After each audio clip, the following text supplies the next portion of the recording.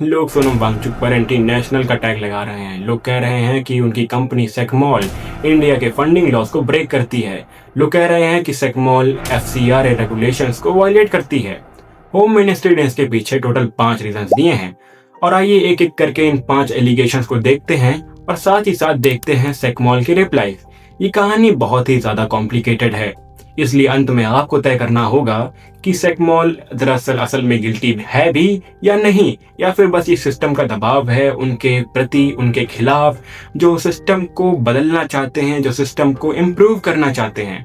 तो पहला एलिगेशन ये है कि सेकमॉल ने अपने एफसीआरए अकाउंट में 3.5 लाख रुपए डाल दिए और इसके पीछे का रीजन ये है कि 2015 में उन्होंने एक बस खरीदी थी और 2021 में उन्होंने बेच दी, जिसकी वजह से उन्हें 3.5 लाख रुपए मिले।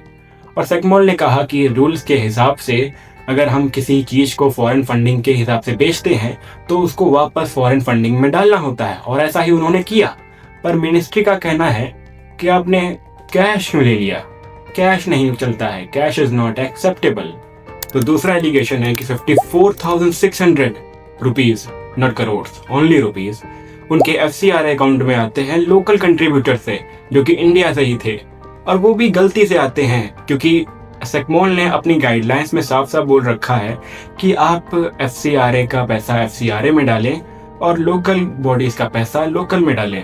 पर लोग गलतियां कर देते हैं। वो 3 लोग थे जिन्होंने 18,200 रुपए भेजे पर इंडिविजुअल, और ये 54,600 रुपए बनते हैं।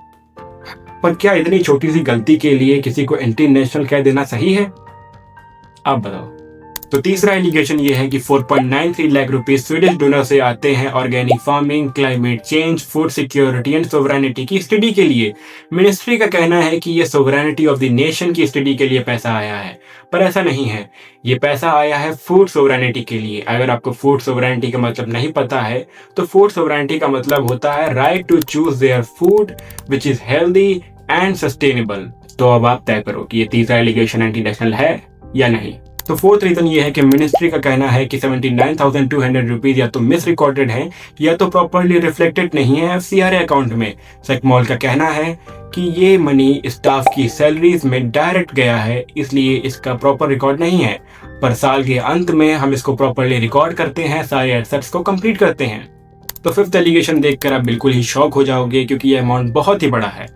टोटल 19,600 रुपीज, केवल 19,600 रुपीज उन्होंने वापस रिफंड कर दिया जिसकी तरफ से आया था, क्योंकि वो मीटिंग कैंसिल हो गई क्योंकि लॉकडाउन लग गया। तो मिनिस्ट्री का कहना है कि आप एफसीआरए से वो पैसा वापस रिफंड नहीं कर सकते हो, ये रेगुलेशंस के खिलाफ है, आप इसका मिसयूज करवा दोगे। तो आओ एक क्विक रिकैप लेते हैं। पहले में पुरानी बस को बेचने से पैसा मिला, उसको वापस एफसीआरए में डाल दिया।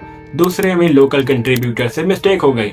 तीसरे में स्वीडिश डोनर ने पैसा दिया सोवरेनिटी ऑफ फूड के लिए, ना कि सोवरेनिटी ऑफ नेशन के लिए। फोर्थ में सैलरी सीधा अकाउंट में चली गई जो कि एफसीआरए से होकर जानी थी, और फिफ्थ में पैसा रिफंड कर दिया। तो क्या आप इसी को फॉरेन फंडिंग वायलेशन कहते हो? और अगर हाँ, तो भारत का लगभग हर एक एनजीओ फॉरेन फंडिंग को वायलेट करता है। और ये सब चीजें हमें एक क्वेश्चन के साथ छोड़ती हैं कि ये सब जो हो रहा है वो लॉ को प्रोटेक्ट करने के लिए है या सोनम वांगचुक जो लद्दाख की आवाज है उनको दबाने के लिए है।